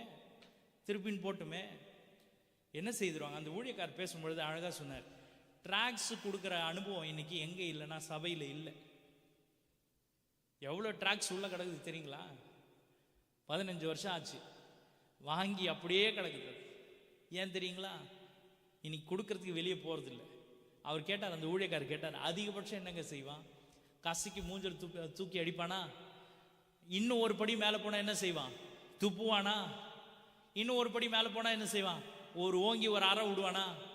இதனால பெரிய இன்ஜுரி உண்டாயிடுமான்னு கேட்டார். பெரிய அப்படியே மண்டை உடஞ்சி ரத்தம் வழிகிற அளவுக்கு நமக்கு இன்ஜுரி உண்டாயிடுச்சா? கிடையாது. ஸ்தேவானை போல நம்ம இன்னும் அனுபவிக்கலையே. ஸ்தேவானை அடிப்படும் பொழுதே அவன் வானத்தை அண்ணாந்து பார்க்கும் பொழுதே கர்த்தரை அங்க பார்த்தான், அவன் தரிசிச்சான். வானம் திறக்கப்படுறதையும் அங்க தேவதூது அந்த ஏணியின் நுனியில கர்த்தர் நிற்கிறதையும் அவன் பார்த்தான். அப்படியே நாம் கர்த்தருக்காக ஒரு பாட அனுபவிச்சாலும் நம்ம கண்கள் திறக்கப்படும் பொழுது நம்முடைய கண்கள் யாரை பார்க்கும் என்றால் அந்த தேவாதி தேவனை காணும். ஹல்லேலூயா, பிரைஸ் தி லார்ட்.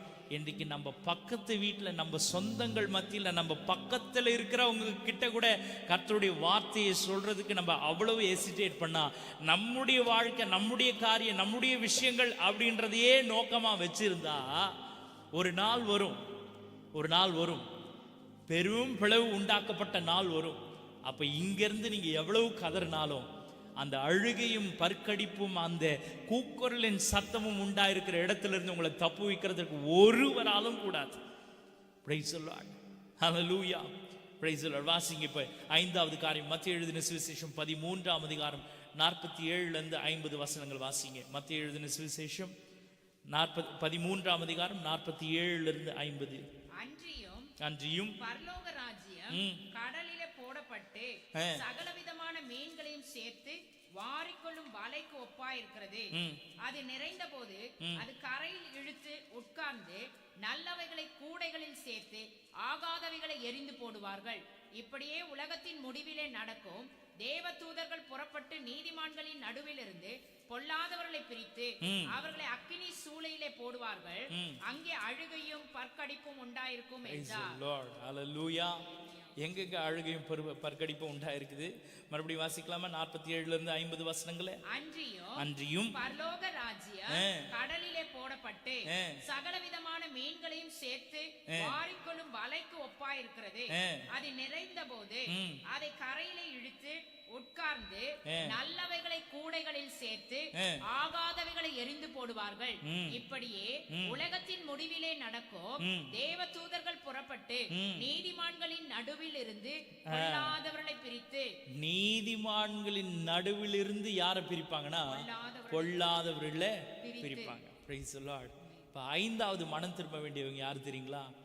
நீதிமான்கள் நடுவே இருந்து வளர்ந்து அவர்களை பார்க்கிற ஒவ்வொரு மனுஷனும், இங்க சொல்லப்பட்டிருக்கிற வார்த்தையின்படி பொல்லாதவர்களாய் தங்கள் வாழ்க்கையை ஜீவித்துக் கொண்டிருக்கிற ஒவ்வொருத்தரும் நீதிமான்களை பார்த்திருந்தும் அவர்கள் நீதிமார்க்கமாய் நடக்கிறதற்கோ நீதிமானாய் மாறுகிறதற்கோ தங்கள் இருதயத்தை திருப்பாம இருந்தா அவர்களுக்கு எந்த இடம் வைக்கப்பட்டிருக்குதுன்னா அழுகையும் பற்கடிப்புமான இடம்.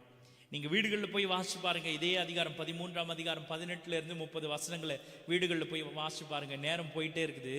Price the Lord. ஆனால் சொல்லாம இருக்க முடியல. இங்க நீங்க 2 தரப்பு மக்களை நீங்க கவனிக்கிறீங்க. இங்க 2 பேரும் ஒரே இடத்துல தான் வளர்றாங்க. Price the Lord. அந்த வார்த்தையை நீங்க வாசிக்கணும்னா பிரைஸ் தி லார்ட் 27 இருந்து 29 வசனங்களை வாசிங்க. வீட்டு எஜமானுடைய வேலைக்காரர் அவரிடத்தில் வந்து ஆண்டவனே, நீர் உமது நிலத்தின் நல்ல விதையை விதைத்தீர்கள். நீங்க விதைக்கும் பொழுது நல்ல விதை தான் விதைச்சீங்க. பின்னை அதில் களைகள் எப்படி உண்டானது? இப்ப எப்படி களை உண்டாச்சு? அதுல களைகள் எப்படி உண்டாச்சு? களைகள் எப்படி உண்டானது? அதற்கு அவன் சத்துரு அதை செய்தான் என்றார். பிசாசு அதை செய்தான். விதைக்கும் பொழுது எல்லா சபையிலும் எல்லா மனுஷர் மத்தியிலும் என்னதான் விதைக்கப்படுது? நல்ல விதை தான் விதைக்கப்படுது. ஆனா இப்ப சத்துரு நடுவுல பூந்து எதைத்தான் விதைக்கிறான்? களைகளை விதைச்சிட்டு போயிடுறான். களைகளை விதைக்கும் பொழுது அப்பொழுது வேலைக்காரர் போய் அவைகளை பிடுங்கி போட உமக்கு இப்ப இந்த பூமியில இப்படி களைகளும் சேர்ந்து வளருதே ஒரே இடத்துல, அதனால இதை நம்ம என்ன பண்ணிடலாம்? பிடுங்கி போடலான்ட்டு ஆலோசனை பண்ணும் பொழுது அதற்கு அவன் வேண்டாம், காளைகளை பிடுங்கும் பொழுது நீங்க எதையும் சேர்த்து வேரோட பிடுங்கிடுவீங்க, கோதுமையும் சேர்த்து வேரோட பிடுங்காதபடிக்கு ரெண்டையும் எதை வரைக்கும் வளர விடுங்க? அறுப்பு மட்டும் வளர விடுங்கள். ரெண்டுமே ஒரே இடத்துல வளருது. ரெண்டுமே ஒரே காரியம்தான், ஒரே போஷாக்கு தான் அந்த இடத்துல பெற்றுக்கிட்டே இருக்கும். இப்ப எந்த வெயில் வந்து கோதுமை மேல படுதோ அந்த வெயில் தான் எது மேலையும் படும்? களை மேலையும் படும். எந்த தண்ணீர் கோதுமை மேல படுதோ அதே தண்ணீர் தான் களைகள் மேலையும் படும். ரெண்டும் சேர்ந்து வளர்ந்துட்டு தான் இருக்குது. ஆனா விதைக்கும் பொழுது எதுதான் விதைக்கப்பட்டது? நல்ல விதை தான் விதைக்கப்பட்டது. ஹல்லேலூயா. இப்ப இந்த களை இந்த கோதுமை பார்த்து அது தன்னுடைய சுவாபத்தை மாற்றி இருக்குமே என்றால், இன்றைக்கு அந்த தேவதூதர்கள் வந்து அதை அறுக்கும் பொழுது அதை புறம்பான அக்கினியில போட வேண்டிய சூழ்நிலை இருந்திருக்காது. ஹல்லேலூயா. எப்படி ஒரே தோட்டத்தில் நாட்டப்பட்ட ரெண்டு செடி ஒன்றா வளருது, ஒன்று நல்ல மிகுதியான கனிகளை கொடுக்குது, இன்னொன்று கனியே இல்லாம போகுது. அது எந்த செடிக்கு அதிகமான கவனிப்பு இருந்திருந்தும் கூட அது தன்னுடைய நிலையை மாற்றிக்கொள்ளாமல் அப்படியே இருக்குதோ, அந்த செடி என்ன செய்யப்படும் தெரியுங்களா? வெட்டுண்டாக்கினியில போடப்படும். 5 பேரை நம்ம பார்த்திருக்கிறோம். Price the Lord. 5 விதமான ஜனங்களை நம்ம பார்த்திருக்கிறோம். Price the Lord. முதல் காரியம், பிரயோஜனமற்ற ஊழியக்காரனை நம்ம கவனிச்சோம். 2வது, அழைப்பை அசட்டை பண்ண ஜனங்களை நம்ம பார்த்தோம். 3வது, ரட்சிப்பின் வஸ்திரத்தை தரிக்காதவர்களை நம்ம பார்த்தோம். 4வது, பூமியில நன்மையை மாத்திரம் விரும்பி தன் வாழ்க்கையை ஓடி முடித்த அந்த ஐஸ்வர்யவானை பார்த்தோம். 5வது, நீதி மார்க்கத்தை பின்பற்றாதபடிக்கு, அது நீதிமானாய் வாழ தன்னை திருப்பிக் கொள்ளாதபடிக்கு பொல்லாப்பையே செய்து பொல்லாங்காய் வாழ்ந்த மனுஷர்களையும் நம்ம பார்த்தோம். இந்த 5 பேரும் மனம் திரும்பி இருந்திருந்தால், பிரைஸ் தி லார்ட், அவங்க போகக்கூடிய இடம் இந்த நித்திய அக்னி இல்லை. அவங்க போய் சேரக்கூடிய இடம் அந்த அழுகையும் பற்கடிப்புமான இடமா இருந்திருக்காது. அவர்கள் போய் எங்க சேர்ந்திருப்பாங்கன்னா, ஒரு நல்ல ஒரு நிலையில போய் இறந்திருப்பாங்க. Price the Lord. நல்ல ஒரு அவர்களுக்கென்று ஆயத்தமாக்கப்பட்டிருக்கிற இடத்துக்கு போயிருப்பாங்க. அந்த இடம் என்னதுன்னு தெரியுங்களா? இப்ப இங்க போலன்னா வேற எங்க போயிருக்கணும் தெரியுங்களா? வாசிக்கலாமா? அப்படி மனம் திரும்பினவர்களுக்கு என்ன செய்யப்படும்? வாசிக்கலாம். What would be done to those who repent or to those who live a righteous life? அப்படி மனம் திரும்பினவர்களுக்கு எந்த இடம் வைக்கப்பட்டிருந்தது? வெளிப்படுத்தல் 21ஆம் அதிகாரம் 2-8 வசனங்களை வேகமா வாசிங்க. வெளிப்படுத்தல் விசேஷம் 21ஆம் அதிகாரம் 2-8 வசனங்கள். யோவானாகிய நான் புதிய எருசலேமாகிய பரிசுத்த நகரத்தை. இப்ப இங்க என்ன இருக்கு? இங்க என்ன நகரம்? இங்க என்ன நகரம்? அதே எருசலேம். அங்க நீங்க பழைய ஏற்பாட்டுல ஒரு எருசலேம் பார்த்தீங்க. அந்த எருசலேம்ல கர்த்தர் மகிழ்ச்சியா இருந்தாரு. Price the Lord. இங்க புதிய ஏற்பாட்டுல ஒரு எருசலேம் பார்த்தீங்க. அந்த எருசலேம் மேல கர்த்தர் எப்படி இருந்தார்னா, எத்தனையோ முறை அது கூட்டி சேர்க்கிறதுக்கு மனதா இருந்தார். இப்ப 3வது ஒரு எருசலேம் பாக்குறீங்க. இந்த எருசலேம் எப்பேற்பட்ட எருசலேம் என்றால், புதிய எருசலேம், மனம் திரும்பின எருசலேம். மனம் திரும்பி அந்த புதிய எருசலேமை நான் பார்க்கும் பொழுது, நகரத்தை தேவனிடத்திலிருந்து பரலோகத்தை விட்டு இறங்கி வர கண்டேன். அது தன் புருஷனுக்காக அலங்கரிக்கப்பட்ட மணவாட்டியை போல ஆயத்தமாக்கப்பட்டிருந்தது. இது ஆயத்தமாக்கப்பட்டிருந்தது. பரலோகத்திலிருந்து உண்டான ஒரு பெரும் சத்தத்தை கேட்டு, அது இதோ மனுஷரிடத்தில் தேவனுடைய வாசஸ்தலமாய் இருக்கிறது, அவர்களிடத்தில் அவர் வாசமாய் இருப்பார், அவர்களும் அவருடைய ஜனங்களாய் இருப்பார்கள், தேவன் தாமே அவர்களோட கூட இருந்து அவர்களுடைய தேவனாய் இருப்பார், அவருடைய கண்ணீர் யாவையும் தேவன் துடைப்பார். நல்ல கவனிங்க, 4வது வசனத்தை நல்ல கவனிங்க. அவர்கள் கண்ணீர் யாவையும் எப்ப தெரியுமா துடைப்பாரு? எப்ப துடைப்பாரு தெரியுங்களா? அந்த லாசரு பூமியில இருந்த தனையிலையும் அவன் என்னத்தான் பட்டான்? கஷ்டம் மாத்திரமே அனுபவிச்சான். இந்த பூமியில கண்ணீரும் கவலையுமா அனுபவிக்கிற ஜனங்களுக்கு ஒரு இடம் வைக்கப்பட்டிருக்கிறது. அந்த இடம் பேர் தான் புதிய எருசலேம்.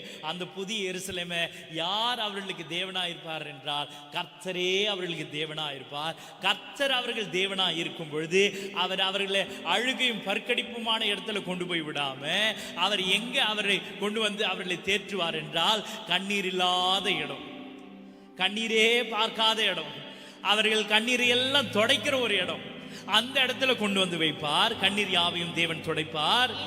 இனி மரணமும் இல்லை, துக்கமும் இல்லை, கூக்குரலின் சத்தமும் இல்லை, அலறுதல் இல்லை, வருத்தம் இல்லை, பழைசு எல்லாம் ஒழிஞ்சு போச்சு, விளம்பினது.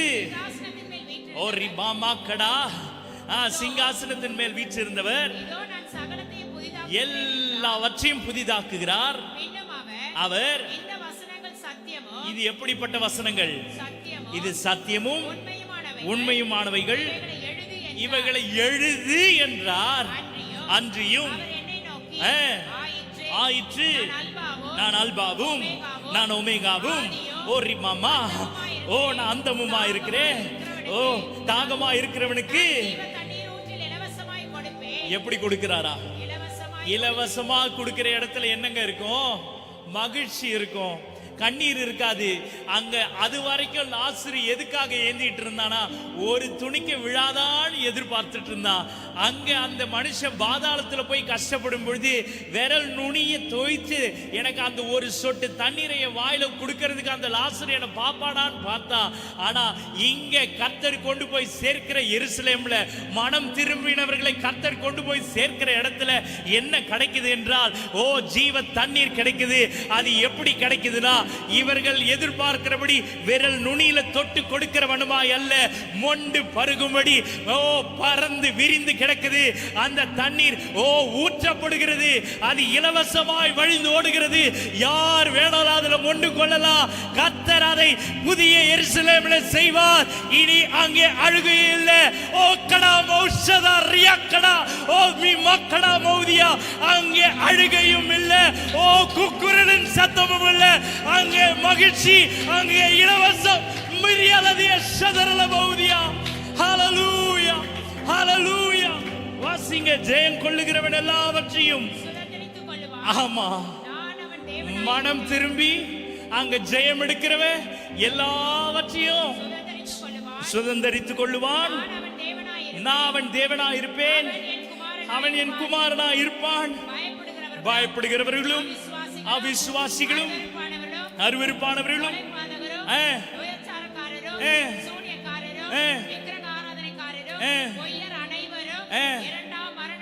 இரண்டாம் மரணமாகிய அக்கினியும் கந்தகமும் எரிகிற. Praise the Lord. Hallelujah. Hallelujah. இந்த வசனமும் உறுதிப்படுத்தி காட்டுது யாருக்கு அந்த இடம் என்றால், மனம் திரும்பாதபடிக்கு, தங்கள் பொல்லாத வழிகளை விட்டு விலகாதபடிக்கு, தங்கள் இருதயத்தை கடினப்படுத்தி கொண்டு அப்பிரயோஜனமான Praise the Lord, பிரயோஜனமே இல்லாத ஊழியக்காரனாய் வாழ்ந்து அழைப்பை அசட்டை பண்ணி, Praise the Lord, hallelujah, ரட்சிப்பின் வஸ்திரம் தரிக்காதவனாய் வெறும் சம்பரணமான வாழ்க்கை வாழும்படி தெரிந்து கொண்டு, Praise the Lord, நீதி மார்க்கத்தை விட்டு வழி விலகி நடக்கிற எந்த மனுஷனும் எப்பேற்பட்ட அக்கினி கடல்ல தள்ளப்படுவான் என்றால், hallelujah, அங்கே கந்தகமும் எரிகிற கடல்ல அவன் தள்ளப்படுவான். ஆனால் மனம் திரும்பி, hallelujah, உண்மையாய் கர்த்தருக்கு ஊழியம் செய்து, உண்மையாய் அவருக்காக வாழ்ந்து, உண்மையாய் அவருக்காக பாடு அனுபவித்து, உண்மையாய் ஒவ்வொரு நாளும் தன் ரட்சிப்பை காத்துக்கொண்டு, praise the Lord, hallelujah, நீதி மார்க்கமாய் நடக்கிற எந்த மனுஷனுக்கும் புதிய எருசலேம் வைக்கப்பட்டிருக்கிறது. அந்த எருசலேம்ல அவர்கள் கண்ணீர் எல்லாம் துடைக்கப்படும். அங்கே அவர்கள் எல்லாவற்றையும் சுதந்தரிக்கக்கூடிய கிருபையை கர்த்தர் அங்கே வைத்திருக்கிறார். hallelujah, hallelujah, praise the Lord. இப்ப வாசிங்க, அவர்கள் கண்ணீர் துடைக்கப்படும் இடம் எப்படி இருக்கும் தெரியுங்களா? அவங்க கண்ணீர் துடைப்பார் என்று போட்டிருக்குது. அந்த கண்ணீர் துடைக்கிற இடம் எப்படி இருக்கும்? வாசிக்க முடியுமா? 22ஆம் அதிகாரம் 4-5 வசனங்கள் வாசிங்க. 22, 4, 5. அவருடைய ஊழியக்காரர் அவரை சேவித்து அவரை சேவித்து அவருடைய சமூகத்தை தரிசிப்பார்கள். ஆ, அவருடைய நாமம் அவருடைய நெற்றிகளில் இருக்கும். ஆ. அங்கே இரக்கமில்லாது, அங்கு ராக்காலமும் இராது, விளக்கும் சூரியனுடைய வெளிச்சமும் அவர்களுக்கு வேண்டுவதில்லை. இல்லை. தேவனாகிய கர்த்தரே அவர்கள் மேல் பிரகாசிப்பார். கர்த்தரே அவர்கள் மேல பிரகாசிப்பார். அவர்கள் சதா காலங்களிலும் அரசாளுவார்கள். Praise the Lord. Praise the Lord. நீங்க அங்க போகும் பொழுது, நீங்க அந்த எருசலேமுக்குள்ள பிரவேசிக்கும் பொழுது உங்களுக்கு வேற எந்த வெளிச்சமும் தேவையில்லை. அந்த இடத்துல நீங்க எதுக்கு தெரியுமா போறீங்க? நீங்க இங்க எவ்வளவு துன்பத்தை அனுபவித்தீங்களோ, இங்க எவ்வளவு கஷ்டத்தையும் பாடுகளையும் எவ்வளவு கண்ணீரையும் கூக்குரலின் சத்தத்தையும் நீங்க தொனிக்க பண்ணினீங்களோ, அதற்கு நேர்மாறாய் உங்களுக்கு என்று ஒரு இடம் ஆயத்தமாக்கப்பட்டிருக்கும். அந்த இடத்துல நீங்க கொண்டு போறதுக்கு, உங்களை கொண்டு போய் சேர்க்கிறதுக்கான காரணம் என்ன தெரியுங்களா?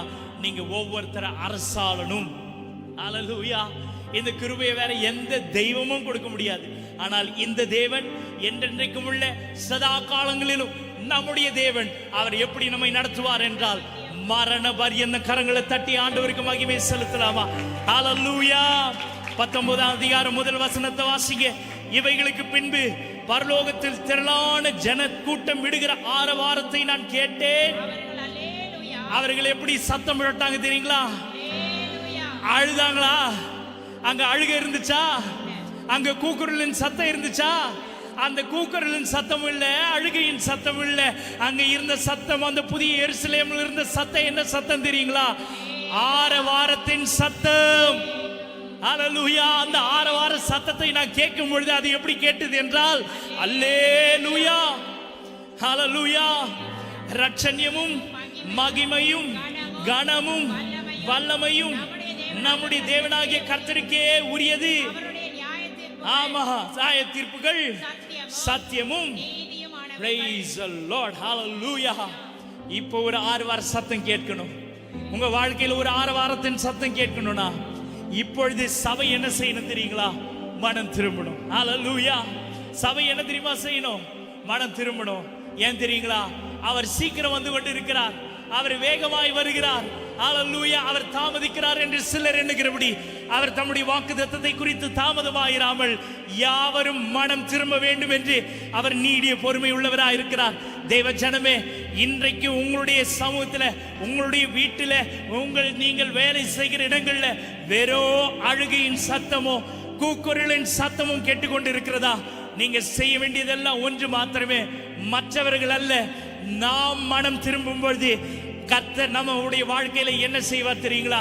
ஒரு ஆரவாரத்தின் சத்தத்தை தொனிக்க பண்ணுவார். அந்த சத்தம் என்ன தெரியுங்களா? எல்லாரும் சேர்ந்து சொல்லாமா? அல்லேலூயா, அல்லேலூயா, அல்லேலூயா. எல்லாரும் எழுந்து நிற்கலாமா? அல்லேலூயா. எல்லாரும் எழுந்து நிற்கலாம். அவர் வரும் நாளிலே என்னை காரமாசைத்து அன்பாய் கூப்பிட்டு சொல்லுங்க, எல்லாரும் சொல்லுங்க. அவர் வரும் நாளிலே என்னை காரமாசைத்து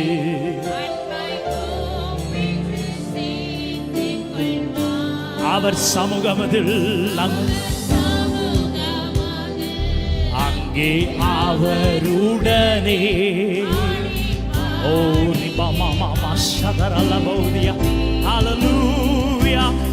அவர் சமூகமதில் அங்கே அவருடனே ஆடி பாடியே பகிர்ந்தேன். எல்லாரும் சேர்ந்து பாடலாம். ஆனந்தமே, ஆனந்தமே பரமா